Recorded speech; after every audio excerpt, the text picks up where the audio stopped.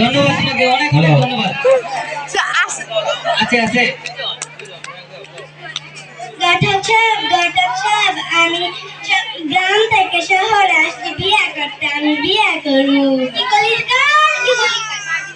দিলে কুলায় এখন কই বিয়ে করবো।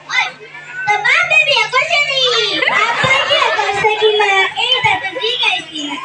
আব্বাই করলে করো, না করলে না করো, আমি বিয়ে করুম। সেই দিনের কুলায় এখন কই বিয়ে করবো।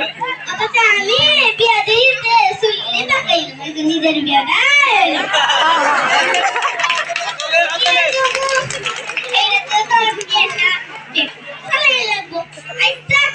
আমি যাই